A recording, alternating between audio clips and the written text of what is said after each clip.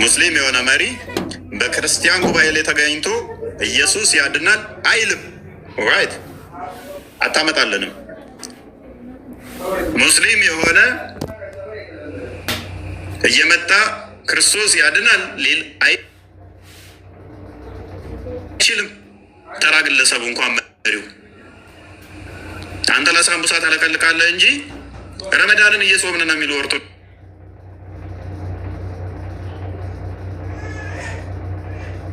ያናሉ።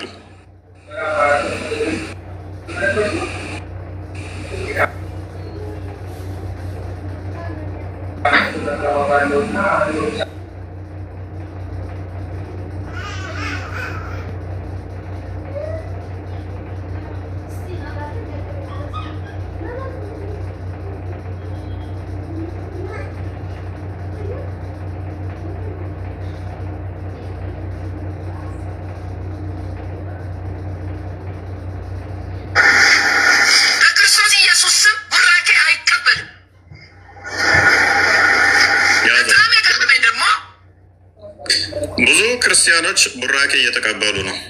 እኔ በጣም አከብራቸው መጥቀስ አስፈላጊ ያልሆኑ በፊት በጣም ሪስፔክት መሰጣቸው ከእስልምና ቡራኬ ሲቀበሉ ብዙዎችን አይቻቸዋለሁ።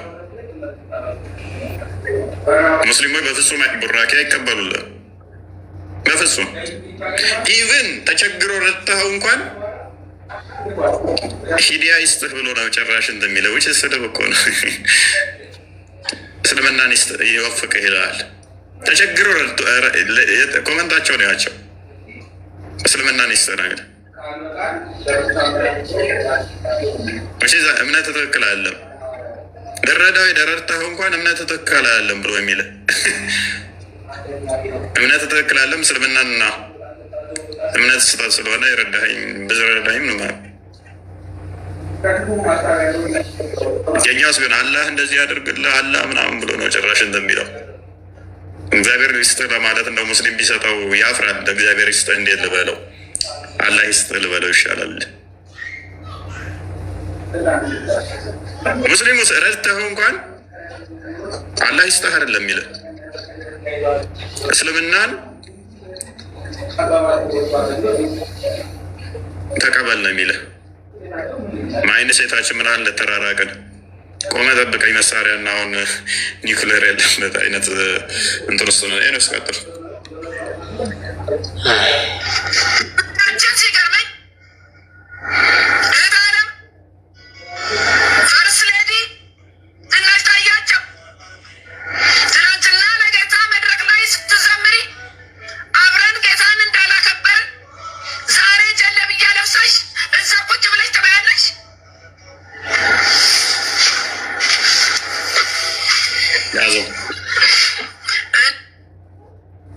የኛዎቹ እንግዲህ ለሳምቡሳ እና ለእንትን ብዙዎቹ ተላልፈው ተሰጥተዋል።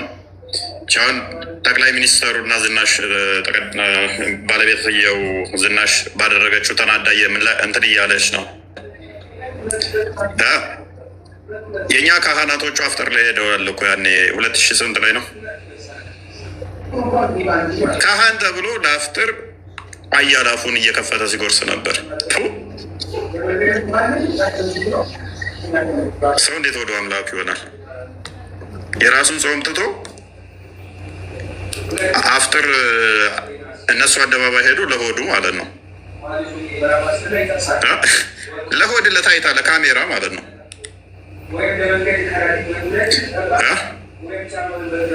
አስቸጋሪ ነው። እንደ ጠቅላይ ሚኒስተር ውስጥ እሺ በቃ እኔ መሪ ስለሆንኩኝ እንዲህ ብሎ እንትን ሊሰጥ ይችላል ማስተባበያ። ካህን ሆኖ ከሄደ ምን ታደርገዋለህ? ካህን ሆኖ ለሆዱ ከሄደ ምን ታደርገዋለህ? ብልሽቱ ምን ያህል ስር እንደሰደደ አያችሁ። ጋር ምንም በሉ ምንም በፍጹም አልስማማበት ነው። እኔ እኮ ሀገር ሁሉ ሰላም ሆኖ እናንተ ደግሞ እዚህ ከሙስሊሞቹ ጋር ደግሞ ሂዱ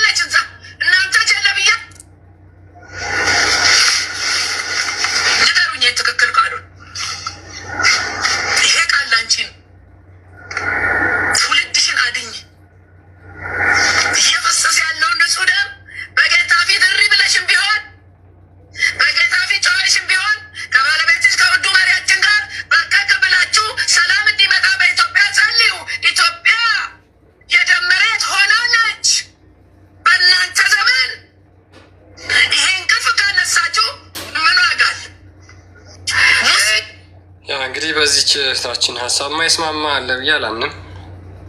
እንግዲህ ክርስቲያኖች ራሳችሁን ቼክ አድርጉ። ምን ላይ ነው የቆምነው? ምን እያደረግን ነው ብላችሁ ራሳችሁን ቼክ አድርጉ። እስኪ አሁን ለምሳሌ የፋሲካ የትንሣኤ በዓል ደርሷል። ከ28 ቀን ከ29 ቀን በኋላ አለው። ኦኬ እንደዛ ከሆነ እስኪ አንድ በጣም ጥሩ ጥሩ ሙስሊም ጓደኞች ያሏቸው አይደል? ክርስቲያኖች አብዛኞቻችን ሙስሊም ጓደኞች ሊኖሩን ይችላሉ። ሰፈር ሊኖሩ ይችላሉ። ትምህርት ቤት ሊኖሩ ይችላሉ። የስራ ቦታ ሊኖሩ ይችላሉ። እነሱ አሁን ረመዳንን ሙሐመድ ነብይ እያሉ አስፈጥረውናል አይደለም? አላህን ስሙን እየጠራንላቸው የሚያመልኩትን አስፈጥረውናል። ምግብ አብልተውናል። ሳምቡሳ ሰጥተውናል። ቴምር ሰጥተውናል። በሾርባቸው ሆዳችንን ያዝ አድርገውታል አይደል?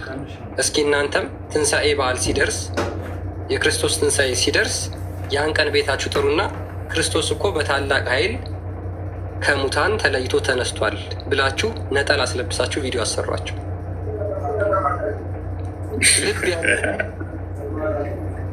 ሶሪ ክርስቲያኖች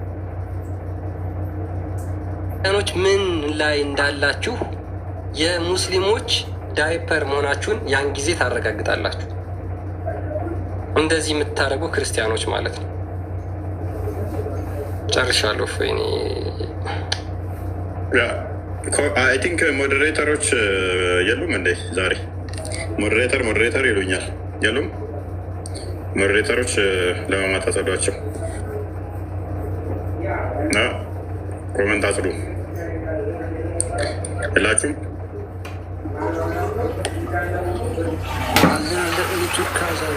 ኦኬ ይህንኛው ብዙም አለን። አንተ ሞዴሬተር አለ ለታጥላም እንደ ከሰረ በጣም እንትን እያሉ ነበር።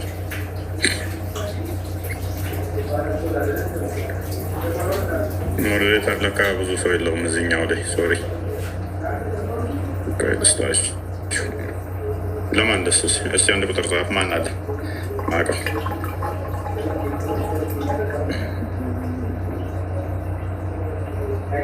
የእኛ ልጆች የላችሁም? አይ ቲንክ የሉም መሰለኝ። የሉም አንተ እንዳለው ሰው እነስ በቃሽ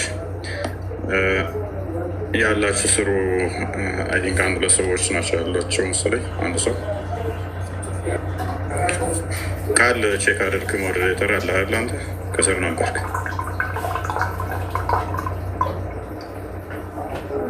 ኦኬ መልካም። ስለዚህ ወደ ቶፒካችን እንመለስና እንዳየነው ነው። ጥሩ ነው አለ ጥሩ ነው። እንደዚህ አስቸጋሪ ቢሆንም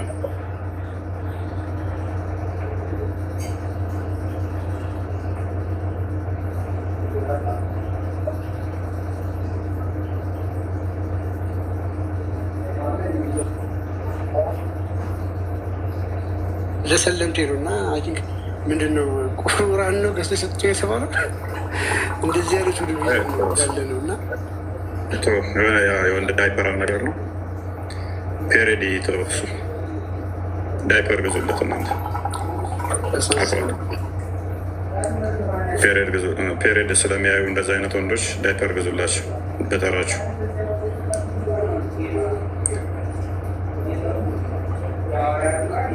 እና ወደ ቶፒካችን እንመለስ አይሻልም?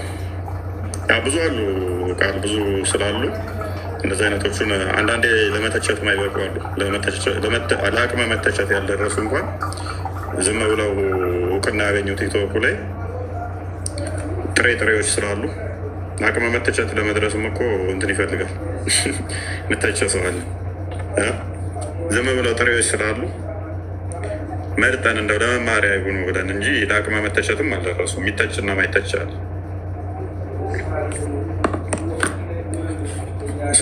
እንደዛ ነገር ቁጠሯቸው። ሂስ ሲሰጠው ቪዲዮ ስግጥ ብሎ የሚሰራ ሰው በትንሽዬ አካውንት ሂስ ተሰጥቶት ትንሽዬ ልጅ ተናግሮት ራሱ እኔ እኮ እንደዚህ ነኝ ምናምን ብሎ የሚመጣ ድድብናው መሀይምነቱ ፎቅ ለገነባበት እንደዚህ አይነቱ ሰው ገና እርጥብ ለሆነ ሰው ምላሽ መስጠት አስፈላጊ አይደለም። ማለፉ የተሻለ ይሆናል። እና ብዙ ሰገጤዎች ስላሉ እውነት ነው። ታዋቂ የሚባሉት እንደዛ አብዛኞቹ እርጥብ ስለሆኑ ገና ከንትን እንደመጡ ነው ተነክረው። እንደዚህ ፎሎ ስላገኘ አዋቂ ነህ ማለት አይደለም። ታዋቂ ወንክ ማለት አዋቂ ነህ ማለት አይደለም።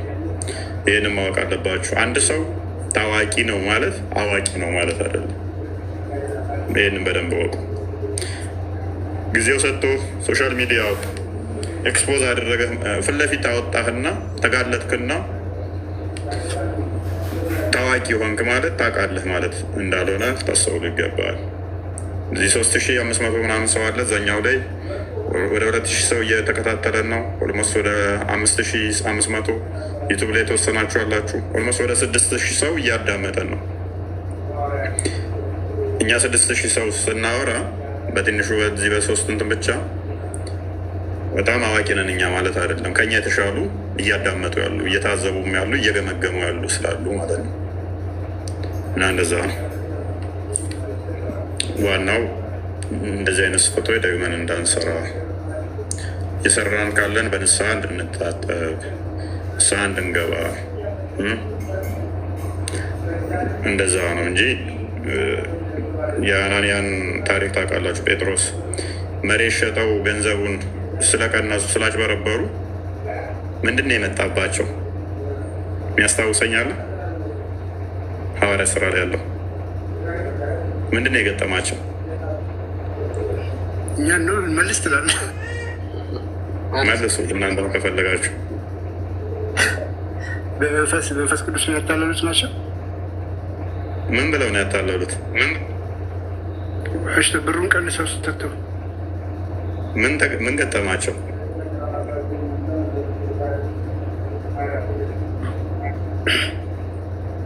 ተከሰፏል።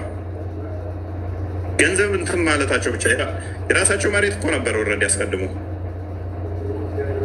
በመዋሸታቸው እንትን በማለታቸው ሞትን አመጣባቸው። እንኳን ለጣዖት መሰዋት ተውና ማለት ነው። የራስን መሬት ሰጣለሁ ብለህ እንዲህ በማድረግ ሞት ካመጣብህ ለጣዖት ብሰዋ ደግሞ ምን ሊገጥመህ ነው ታዲያ? ለዚህ ነው አንደራደርም እኛ ባችሁ ምናመቻቸው፣ ምናመሳስለው፣ ምናስማማው ነገር አይኖርም። ኃጢአት ልንተላለፍ እንችላለን። በፈጣሪ ላይ ከሆነ ግን ያደረግከው በፈጣሪ ላይ ክደት ከሆነ ግን አንተላለፍም።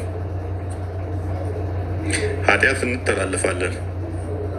ምክንያቱም የኛም ያልተገለጡ ብዙ ኃጢአቶች ስላሉ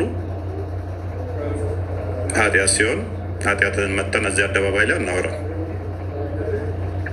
እዛ ጋ ከሌኮ ሰርቀሃል፣ ከሌኮ ዋሽተሃል፣ ከሌኮ እንደዚህ ዘሙተሃል፣ ከሌኮ እንደዚህ ተሳድበሃል፣ እንደዚህ አድርገሃል ብለን አደባባይ ላይ መጠን እናንተ ከሌ እንደዚህ ብሏል ምናምን ብለን ላይ ከፍተን ትወጣለህ ትወጣ እያልን አንልም። ንስሐ ግባበት። እሱ በሃይማኖት ጉዳይ ላይ ከሆነ ግን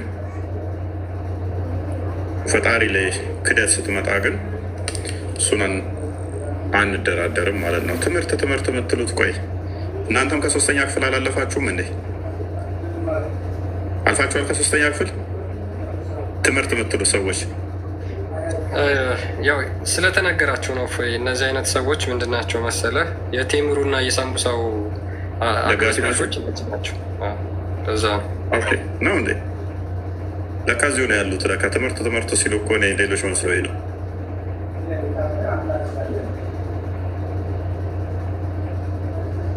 እኔ አልገባኝም ነበረ። በአካል ቶፒኩ ይላለሁ ወደ ቶፒኩ ይላል። እስቲ ሌላ አሁንም ወደ ቶፒኩ ይላል። ለዚህ እኮ ነው አብዛኛዎቹ የማህበሩ ተላላኪና ዝም ብለው በብላይንድሊ ፎሎወር ናቸው። ይህንን ህዝብ እንዴት ነው የምታስተምረው? ይህን ህዝብ እንዴት ነው የምታስተምረው?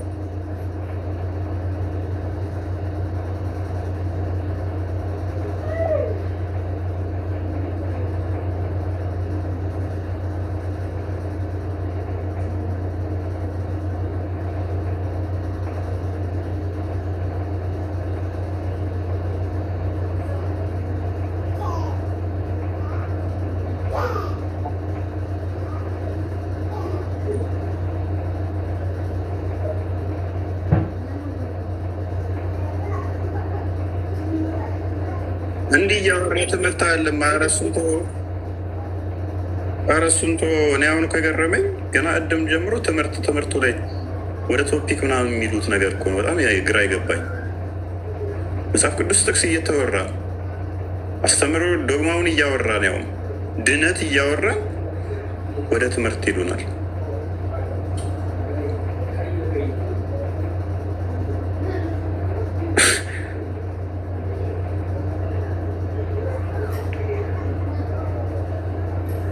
የተነበበው መጽሐፍ ቅዱስ ድነት አይደለም። አንዴ ዲስክሪያን አንድ ያውጣው ክርስቲያን።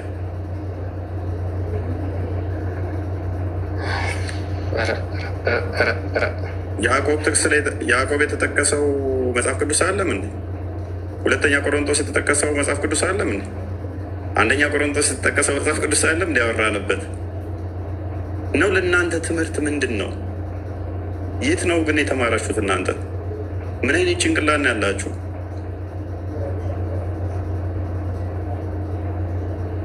እስከ ስንተኛ ነው የተማራችሁት? ሶሪ ማለት እንትን ዲስከሬጅ ላደርጋችሁ አይደለም፣ ግን እንደ በቃ ማለት ለመኮረጅ ራሱ እኮ ተሰጥኦ ይፈልጋል ይመስለኛል። ኮርጀ ስላላለፉኝ ስላለማላቀው ብዙ እንዴት ነበረ ስኮርጁ እና ስታልፉ የነበረው? ማለት ምርጫ ከሆነ ኤን እና ኤን ትለያላችሁ፣ ግን በስርዓት በደንብ ለይታችሁን ያለፋችሁት ኮርጃችሁ። ጥቅስ እየተጠቀሰ ድነት ያወጣል አያወጣም የሚል እያወራን ትምህርት እንማር።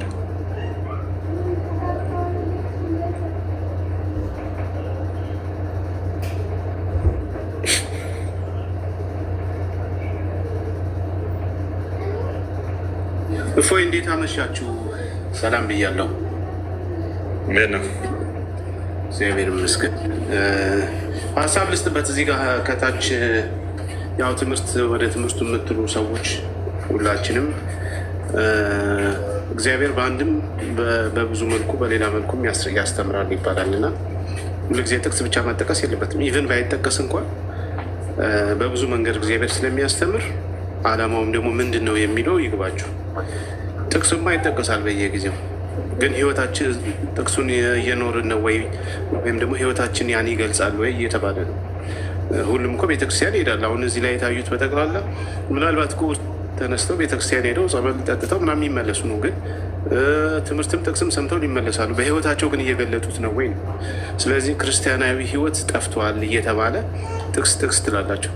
ጥቅሱ ቢነበብላችሁ ጥቅሱ ወደ እውነት ካላመጣችሁ ወይም ወደ ህይወት ካላመጣችሁ ወደ መንገዱ ወይም ደግሞ ጥቅሱን ካልገለጻችሁት ምን ይሰራል? እና እየተነገረ ያለው እንደዚህ ነው። እንዲህ አይነት ሰዎች ክርስቶስን የሚያክፋፉ በክርስቶስ ደም ላይ የሚቀልዱ ሰዎች ከጣዖት ጋር ከአህዛብ ጋር ሆነው ክርስቶስን የሚሳደቡ ሰዎች አሉ ነው። እንደዚህ አይነት ሰዎች እንዴት ነው የሚመከሩት የሚል ነገር እየተነገረ ጥቅስ መፈለግ ጤናማ አይመስለኝም። ለምን እንደዛ እንደምታደርጉ አላውቅም። ይሄ ራሱን የቻለ ሌላ ትምህርት ነው፣ ሌላ ዓላማ ነው። ሰው ክርስቲያን አንድ ሳምንት ሰጥቻቸው እኔ በአንድ ቀን እኮ ከነሱ በላይ ጥቅስ ልጠቅስ እችላለሁ። እኔ ጥቅስ መጥቀስ እኮ ችግር የለብኝም፣ ያቁኛል። አንድ ሳምንት እናንተ አበባት ሰጥቻችሁ አድቫንቴጅ ይዛችሁ አንድ ሳምንት ከፊት ቀድማችሁ ሳምንት የፈለጋችሁትን መጽሐፍ ቅዱስ ሸምድዳችሁ በአንድ ቀን እኔ ከእናንተ አጥፊያችሁ ሄዳለሁ። ስለምን ጥቅስስ ነው የሚያወሩት? የእናንተን ጭንቅላት በዚህ መጠን ልንገራችሁ። ጥቅስ የምትሉት እንደዚህ የምትፈልጉ ካላችሁ አንድ ሳምንት እንድታጠኑ የፈለጋችሁትን ወንጌል ላይም ከፈለጋችሁ የሆነ መጽሐፍ ቅዱስ ክፍል ላይ አንድ ሳምንት ሰጥቻችሁ በአንድ ቀን አጥፋችኋለሁ። የመያዝ ችግር የለብኝም፣ የመናገር ችግር የለብኝም። ጥቅስ ጋይድ እና ብቻ ዋናው ዓላማው የተከፈተው ነገር በጠቅላላ ሰዎች እንዲማሩበት ነው። ጥቅስ የሚያስፈልገውም አይደለም። ክርስቲያንን የሚሉ ግን የክርስቶስ እንደሚያግፋፉ ሰዎች ክርስቲያንን የሚሉ ግን በክርስቶስ መንገድ የማይሄዱ ሰዎችን እንዴት መስተካከል አለባቸው፣ እንዴት እንደዚህ ይደረጋል የሚለውን ነገር ነው እየታየ ያለው እና ይህም ራሱን አንድ የቻለ የትምህርት ጊዜ ነው ብሎ ለመናገር ነው። ይሄን ማየት መስማት የሚፈልግ ሰው ቁጭ ብሎ ይስማ። ይሄ የማይስማማው ሰው ካለ ደግሞ መሄድ ይችላል። እዚህ ሆናችሁ ዲስትራክት አታርጉ ፕሊስ። የኛ ልጆችም ከሆናችሁ ሌሎችም ከሆናችሁ ዲስትራክት አታርጉ። ሰው የራሱ መንገድ አለው ሰውን የሚያስተምርበት እና ያን ሊድ ለማድረግ አትሞክሩ። ኦኬ እዚህ ሆስቱ ራሱ ትምህርት ምንድን ነው? በራሱ ቆይ መማር ይሻላል የሚሉት ትምህርት በራሱ ምን ማለት ነው? ያው ትምህርት እስኪ አሁን ከ5000 ሰው በላይ በሁለቱ ቲክቶክ ላይ እያዳመጣችሁ ነው አይደለም? ትምህርት ማለት ምን ማለት ነው? እስኪ ውዶችን ትምህርት ማለት ምን ማለት ነው ለእናንተ? እኔ እኮ ግራ ገባችሁኝ።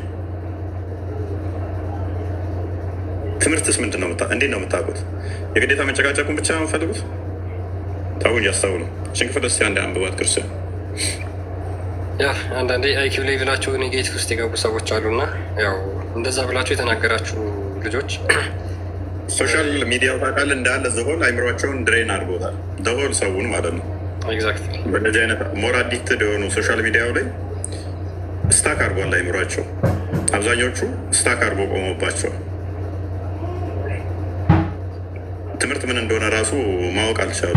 በሚያሳዝን ሁኔታ ዲፋይን አድርጉ። ትምህርት ማለት ምንድን ነው ይባሉ ራሱ ዲፋይን ማድረግ አይችሉም። አሁን ነኝ ከሃይማኖት የሚያወጣውን እየተነጋገርን ትምህርት ካሉ አንድ ሰው ትምህርት እንፈልጋለን ይሄ ትምህርት አይደለም ካለ ይህን ማድረግ ከሃይማኖት ያወጣሃል እያልክ እየነገርከው ኖ ትምህርት ነው ፈልገው ካለ ምን እያለ ነው ማለት ነው? በተቃራኒው ይሄንኛው ተራ ነገር ነው አልቀበለውም ነው ያለች። ቅዱስ ጳውሎስ የተናገረው ቅዱስ ያዕቆብ የተናገረው ስህተት ነው እያለ ነው። ያንን እነኛ ጥቅሶች የተጠቀሱት ሬሌቫንት ናቸው፣ ጥቅም አልባ ናቸው፣ አላስፈላጊ ናቸው። ቅዱስ ጳውሎስ እንዲሁ ደብሮት ነው የጻፈው እያላችሁ ነው። ቅዱስ ያዕቆብ ዝም ብሎ ነው የተናገረው እያላችሁ ነው። ጌታችን መድኃኒታችን ኢየሱስ ክርስቶስ ለሁለት ጌቶች አትገዙ ሲል ዝም ብሎ ነው እያላችሁ ነው። ዲድስክሪያ ላይ እንደዚህ የሰፈረው ከአንዱ ደብሯቸው እንዲሁ እንደ ፊክሽን አይታችሁ እንድታውት ነው። እስቲ አንብበው ክርስቲያን። አሁንም ኮሜንት ላይ ኮሜንት የሚያደርጉ ልጆች እኔ ግን እውነት በብሎክ ሸኛቸው። ስንት ለካ ዘገምተኛለ አሁን እኛ እንደዚህ የሚከታተል ወደ 10 ሰው ብሎክ አድርገው አሁን ቦታ ደቂቃ ውስጥ 10 ሰው ሸኛቸው። ቢኒ ያለ ሞዴሬተር የለኝም። ሆይ ሞዴሬተር በብሎክ ሸኛቸው፣ ዘሆል ሸኛቸው። እንትን የሚሉ ልጆች እሺ አሰልቻ ያለኝ ይሄ መጽሐፈ ዲድስቅልያ ነው። ምን ብሎ እንደሚናገር እናድምጠውላችን አንብቡት። ምዕራፍ 28 ምን ይላል? ክርስቲያን በጣዖታትና በአጋንንት ስም ይምሉ ዘንድ ፈጽመውም እንደ ቀድሞ ልማድ ስማቸውን ይጠሯቸው ዘንድ እንዳይገባ ይናገራል። ምን ይሉ ዘንድ? ጣዖታትን እንዳይጠሩ፣ በአጋንንት ስም እንዳይናገሩ። በፍጹም የተከለከለ ነው። በክርስትና የማታምንበትን አምላክ የማታምንበትን ጣዖት ጠርተህ በዛ ስም መማል፣ የዛንን ጣዖት ስም ማወዳደስ አይቻልም። በአጋንንት ስም መናገር አይቻልም። አጋንንት ከክርስትና ጋር ምንም ህብረት የለውም። እንደ እስልምናው አይደለም። እስልምና ከአጋንንት ጋር ትልቅ ህብረት አላቸው። አላህ ልጅ የለውም፣ አልወለደም፣ ሚስት የለውም ብለው የመሰከሩት እነሱ ናቸው። አጋንንቶች ምስክርነታቸው በእስልምና ተቀባይነት አለው፣ በክርስትና ግን በፍጹም ተቀባይነት የለውም። ሰይጣን ከመጀመሪያው ሐሰተኛ የሐሰት አባት ውሸታም ነበረ። እንደ እስልምናስ አላህ ልጅ የለውም፣ ሚስት የለውም፣ አልወለደም ለሱ ብለው የተናገሩት አጋንንቶች ናቸው። ስለዚህ እነዛን አጋንንት ከሚከተሉት ጋር ህብረት አታድርጉ እያለ ይጀምራል። ቁጥር 1 ምን ይላል? እኛ ክርስቲያን በጣዖት ስም እንምል ዘንድ ሉክ መሐመድ ነብዬ በአላህ እምላለሁ እያልክ የቂያማ ቀን ያድነኛል እያልክ የምትጠራ የእነዚህን አማልክት የምትጠራ እንደዚህ ይላል ይህ መጽሐፍ ቅዱስ ክፍል። እኛ ክርስቲያን በጣዖት ስም እንምል ዘንድ በአፋቸውም ስማቸውን እናነሳ ዘንድ ሉክ በአፋችንም ስማቸውን እናነሳ ዘንድ ፈርተናቸውም እንሰግድላቸው ዘንድ አግባብ አይደለም። እንደዚህ የሚያደርግ ለጣዖት የሚገዛ ሰው ሕይወትን ከሚያደርግ ከእግዚአብሔር የራቀ ይሆናል። ከእግዚአብሔር ርቀህ መቼም የእግዚአብሔርን መንግስት ወርሳለሁ ብለህ አታስብ።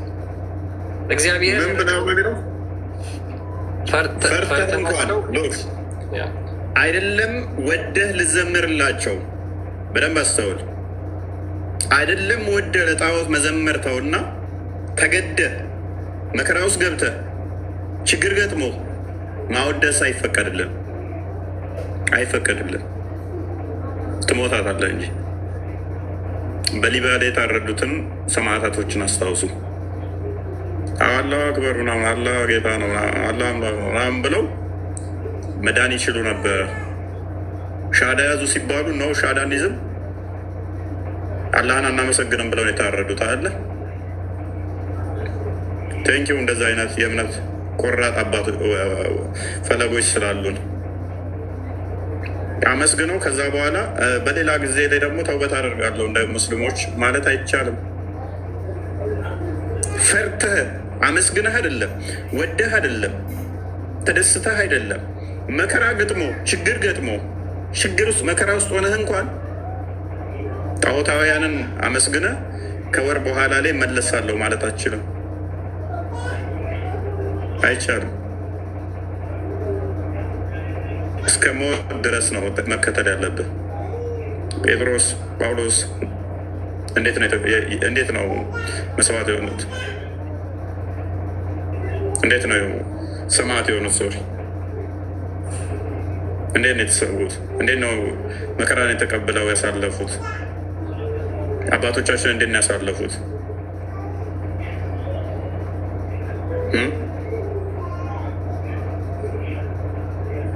ምን አይነት መከራን ያሳለፉት? አይደለም ወደህ ማመስገን ተገደ መከራ ቢገጥምህ ማመስገን አልተፈቀደልህ። በመከራ ውስጥ ሆነ ማመስገን አልተፈቀደልህ። ታዲያ ስለዚህ መወራት የለበትም ነው ትሉት? በእርግጥ በእስልምናው ሱራ 16 አንድ ቼክ አድርገው ማስመሰል ይችላል። አንድ ሙስሊም መካድ ይችላል፣ አምላኩን መካድ ይችላል። ከእምነቱም በኋላ በአላህ የካደ ሰው ከእምነቱም በኋላ በአላህ የካደ ሰው ልቡ በእምነት የረጋ ሆኖ የተገደደ ሰው ብቻ ሲቀር ይላል። ይህ ማለት ምን ማለት ነው? መከራ ከመጣበት ችግር ከገጠመው መካድ ይችላል። አላህ ጣዖት ነው ማለት ይችላል። በልቡ ሰራውላቸው ውሸቴን ነው እያለ አላህ ጣዖት ነው፣ አላህ ድንጋይ ነው፣ አላህ ምናምን ብሎ ማለት ይችላል። በልቡ እያመን መካድ ይችላል። አላህ አልተፈቀደልህም። ለእኛ ግን አይቻልም። እንደዛ ማስመሰል አችልም። የአፍን ፍሬ ትበላታለህ። አምላክን ጣዖት ነው እያልክ አይ ተገድጄ ነው ማለት አችልም። በኛ መልሰው ዲስክ ላይ ያለኝ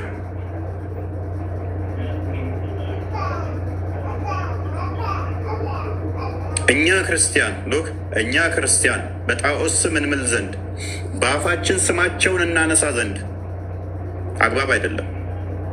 እንደዚህ የሚያደርግ ለጣዖት የሚገዛ ሰው ሕይወትን ከሚያደርግ ከእግዚአብሔር ዘንድ የራቀ ይሆናልና ትርቃለህ ከእግዚአብሔር። ስለዚህ ለተይመርም ሆነ ለሌላ ምክንያት ራስን ለጣዖት አሳልፈህ ህብረት የምታደርግ ከሆነ ኮምፕሊትሊ ቤተክርስቲያን ትቆረጣታለህ፣ ተቆርጠህ ትጣላለህ፣ ትወጣታለህ ማለት ነው። ትወጣለህ። ሙስሊሞችስ ይችላሉ ወይ እንደዛ ማድረግ? የእኛም ማመስገን ማወደስ ይችላሉ ወይ? እስኔ ይችላሉ ወይ? አላህን አመልካለሁ ከዛ ኢየሱስ ጌታ ነው ኢየሱስ አምላክ ነው እያለ መዘመር አንድ ሙስሊም ይችላልን?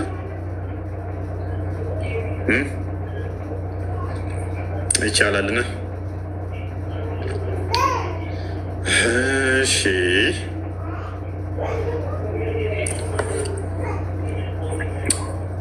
ኦኬ ምትልበታለህ? ኦኬ ያ ብዙ ጊዜ አይታ ከሆነ ወይ አሁን ቪዲዮዎች ኢቨን አሉኝ እና አሁን ብዙ ጊዜ ለምሳሌ ሂጃብ አባያ ምናምን እያለበሱ እንዴት ነው የሚያምርብሽ፣ ሙስሊም ብትሆኝ እኮ እንደዚህ ቆንጆ ትሆኛለሽ እያሉ መንገድ ላይ ስንት እህቶችን የሚያሳስቱ ሰዎች አሉ ሙስሊሞች። አሁን እኛ አንድ ጥያቄ ነው የምንጠይቃችሁ። በነገራችን ላይ ይሄንን የተደረገባችሁ ክርስቲያኖች ያችን ሂጃብና አባያ ያለበሰችሽን ልጅ እስኪ ነጠላ ልበሽና ላንሳሽ በያት እስኪ። በጣም ቀላል እኮ ነው። አሁን ደብል ስታንዳርድ የሚባል ነገር አለ። ሞራሊ ደብል ስታንዳርድ የሚባል ነገር አለ። እነሱ ያደረጉትን ነገር አንተስ ታደርገዋለህ። እነሱ የሄዱበትን መንገድ አንተ ትሄድበታለህ። እነሱ የተከተሉትን መንገድ አንተ ትከተላለህ። ታደርጉታላችሁ። እሺ ይሏችኋል። እዛው በጥፊ ነው የሚሏችሁ። እዛው ሰድበው አብጠልጥለው ሰድበዋችሁ ነው የሚያባርሯችሁ። ደረጃ የሚባል አለ። ደረጃ አለ። ደረጃ ማወቅ አለብህ። ወዲያ ደረጃ ማወቅ አለብህ።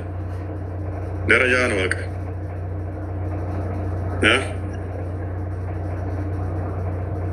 ያለ ደረጃ ባሪያ ነሽ። ሁሌ እንደ ባሪያ ነው የሚቆጥሯችሁ።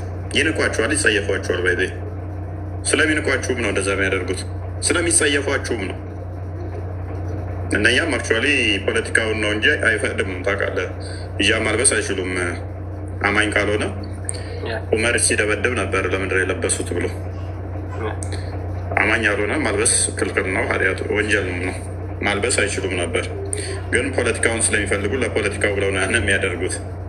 የእኛዎቹ ደግሞ እርጋጦች ስለሆኑ አብዛኞቹ ወንዱም ያው ከጠጅ ቤት ከቤተክርስቲያን ል ጠጅ ቤት የሚያዘወትር ተመዝሙር ይልቅ ሴቷም ቂጧ ማወዛወዝ የምትወድ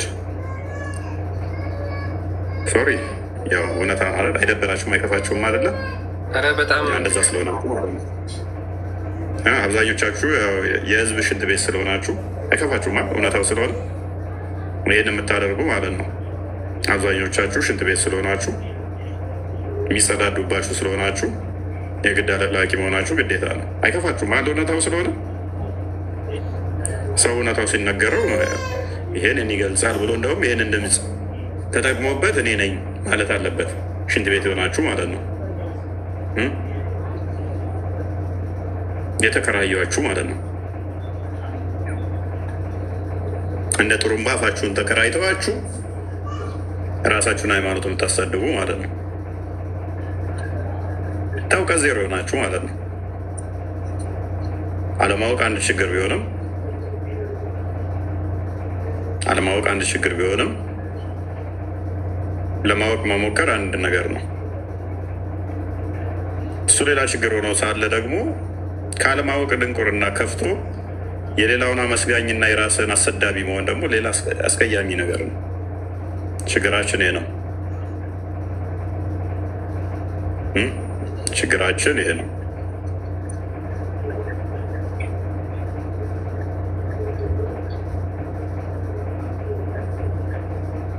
እስከ ስንት ነበር የተማራችሁት? ጎበዝ ተምራችኋል። ለካ ማንበብ ትችላላችሁ። ጎበዝ ማንበብ ትችላላችሁ።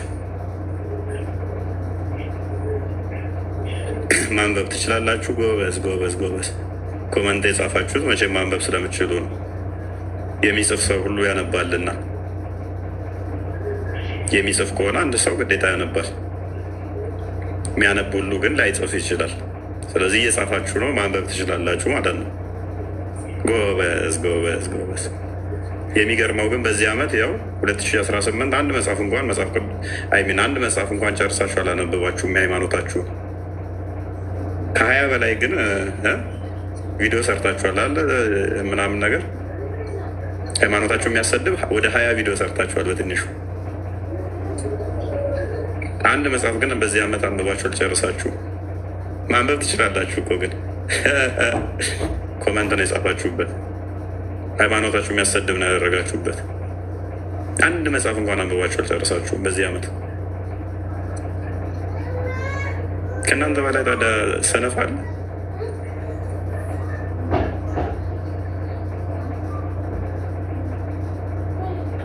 አስቲ ጀነራላይዜሽን እየሰራው አይደለም። ይሄንን የምታደርጉ ከ20 በላይ ቪዲዮ ሰርታችሁ ሃይማኖታችሁን ያሰደባችሁ አንድ መጽሐፍ እንኳን ስለ ሃይማኖታችሁ ያላነበባችሁ ታዲያ እናንተን አይገልጻችሁም? ይሄ እየሰማህ ያለኸው አንተን ራሱ ይመለከታል፣ አንቺንም ጭምር ማለት ነው። በዚህ ዓመት አንድ መጽሐፍ እንኳን አንብበህ ያልጨረስክ ስለ ሃይማኖትህ ግን ሃይማኖትህን እያሰደብሽ ያለሽ እናንተን ይመለከታል። በእናንተ ስንፍና በእናንተ ድክመት ምክንያት አባቶች በየገዳም እየታረዱ እየተገደሉ ነው። ቁጥር አያድነንም። ባይዘ ቁጥር አይደለም የሚያድነ፣ ጥራት ነው የሚያድነ። ያልነቃ ያልበሰለ ያላወቀ ማህበረሰብ ብዙ ቁጥር ቢኖርህ ዝም ኦሎይስ ተመሪን እንጂ መሪ አይደለህም። ግሪሳ ነው የምትሆነው። ብዙ የወፍ ግሪሳን አንድ ድንጋይ ትበትናቸዋለች። ያልሰለጠነ ማህበረሰብ ብዛት ነው። ያውም በዚህ በቴክኖሎጂ በረቀቀው ዘመን ላይ አንተ ቆመን ጠብቀኝ እንደ እንትን መመኪያ አድርገህ የቆምክ እሱ አያድንህም። የሚያድንህ እውቀት ነው። የሚያድንህ መናበብ፣ ተማን ጋር ምን ማድረግ አለብኝ የሚል ነው የሚያድንህ። ተበታትነህ እዛ ገመድ እየተጎታተትክ የሚያድንህ አይደለም። ተበልተህ ታልቃታለህ። መሀል ያለው እንዴት ነው? ከዳር ጅብ እግሩን ሲበላው እያየ እኔ ጋር አይመጣም ብሎ ዝም እንዳለው አንድ በአንድ ሁሉንም እንደሚጨርስ አላወቁም። እግሩን ሲበላው አይ ወደ ጭንቅላቴ አይመጣም እግሬን ነው እየበላ ያለው ዝም ልበል እንዳለው ቢጤ ነው። ዙሪያህ እየተበላ እያለክ እያየ አባቶች የእምነት አባቶች እየሞቱ እያየ ለገዳዮችህ እያሸረገርክ ነው። ለገዳዮችህ ለአራጆች ድጋፍ እየሆንክ ነው። ዳይሬክትሪም ሆነ ኢንዳይሬክትሪ ለነሱ ፕሮፓጋንዳ እየሆንክ ነው። ሚዲያዎቻችንን ቃኟቸው እስቲ። ሚዲያዎቻችን አሁን ላይ እኮ ማስታወቂያዎቻችሁን እዩዋቸው እስቲ። የከፈታችሁት የሙስሊም ቻናል እኮ የተከፈተ ነው የሚመስለው። ማስታወቂያዎቹ ሰው ሲነቅ በዚህ መጠን ራስን ማስከበር ሳችል ስቀር በዚህ መጠን ትናቃለህ። ይመራኛል ላልከው ጠቅላይ ሚኒስትርህ እንኳን ለጾም እንኳን አደረሰ እና አንተን አላለህም። ምክንያቱም ይጸየፍሃል። በዚህ መጠን እንኳን ያደረሰ ብላችኋል ብሏል። ክርስቲያን አላየውም። ሰኞ ቀን ነበር ጾም ሊገባ የነበረው። እሁድ ቀን እንኳን ለረመዳን ጾም አደረሳችሁ ብሎ ሮብ ለሚገባው ጾም ማለት ነው። ለእነሱ እንደዛ ነው ያለው። ክርስቲያኖች ምንም አልተባለ። ያው በዚህ ልክ ጸየፏቸው። በዚህ መጠን ባንኮች ራሱ ሙስሊሞች ጋር ሄዱ የሚሉት ክርስቲያኖች ጾም ላይ ነው። ሁሉም ወደዛ ያ ገዳማውያን እስቲ ጾም እናስፈታቸው፣ ሽምብራ እንላክላቸው የሚል ለገዳማውያን ለአንድ ገዳም ከጾማቸው በኋላ ሽምብራ መግዣ ልላክላቸው የሚል ገዳም ገጥሟ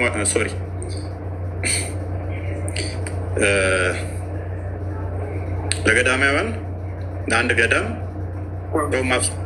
ማስፈቻ አንድ ቀን እንኳን ቢሆን ባንክም ሆነ ኤርፖርትም ሲያስፈጠር ነበረ።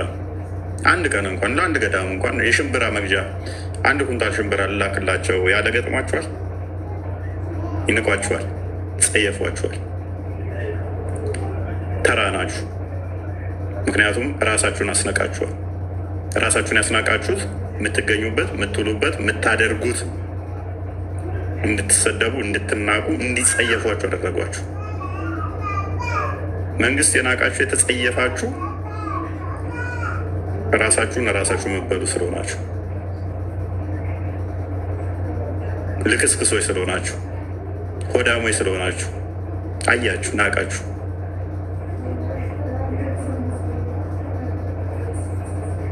ተጸየፋችሁ። በእናንተ ሃይማኖትን ማስናቅ ምክንያት ገዳማውያን በየቀኑ ይታረዳሉ። በእናንተ መናቅ ምክንያት ምንም የማያውቁ ኦርቶዶክሳውያን፣ ንጹህ ኦርቶዶክሳውያን፣ ጠንካራ ኦርቶዶክሳውያን አርሲ ላይ ይታረዳሉ። በአንድ ቀን 20፣ በአንድ ቀን 30፣ በአንድ ቀን 40፣ በአንድ ቀን 50 ንጹህ ኦርቶዶክሳውያን ይታረዳሉ። እናንተ ጌም አድምቁ፣ እናንተ ቂጣችሁን አወዛውዙ፣ እናንተ በብሔር እና በጎሳ ተካፍላችሁ አንተ አማራ፣ አንተ ኦሮሞ፣ አንተ ትግሬ እያላችሁ ተባሉ። ገመድ ወጥረው ለሚያባሏችሁ ለእነሱ እያጨበጨባችሁ እነሱም ቬኔሬት እያደረጋችሁ አባቶቻችሁን ገዳሚዋንን አስበሉ።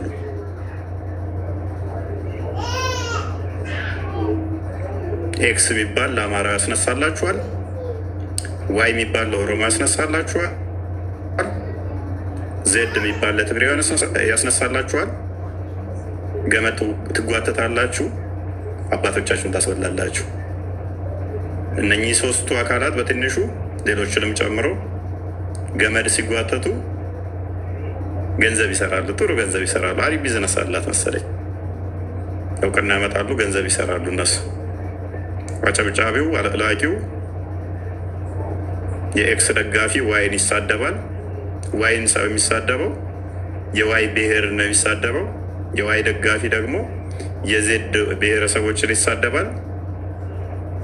ከስር ተመልካቹ ደግሞ ይኸው ኤክሶች እኛን እየሰደቡ አይደል እንደ እኛ ምን ባላወቅ ነው ይልና ጥላቻ አንተ ሃይማኖት ላይ ይዛል። ጥሩ አድርገው ቀምረውላችኋል። እርስ በርስ ያገዳድሏችኋል፣ እርስ በርስ ያባላችኋል። ገመዱን ብቻ መጎተት ነው የሚጠበቅባቸው እነሱ። ከላይ ያሉት እነኚህ ሶስቱን ብቻ ማጥበቅ ነው። ቀዝቀዝ ሲል ኤክስ ለምን ዝም አልኩ ዋይን ረገጥ አድርገው ማለት ነው። ኤክስ ዋይን ረገጥ ሲያደርገው የዋይ ደጋፊዎች አለም ብለው ይመጣሉ። ዋይ ለምንድን ነው ዝም ያልከው? ዜድ ላይ ሄድበት ማለት ብቻ ነው። እናንተ የማህበሩ አለቅላቂዎች፣ አጨብጫቢዎች ለገዳዮቻችሁ፣ ለአስገዳዮቻችሁ ድጋፉ ናቸው።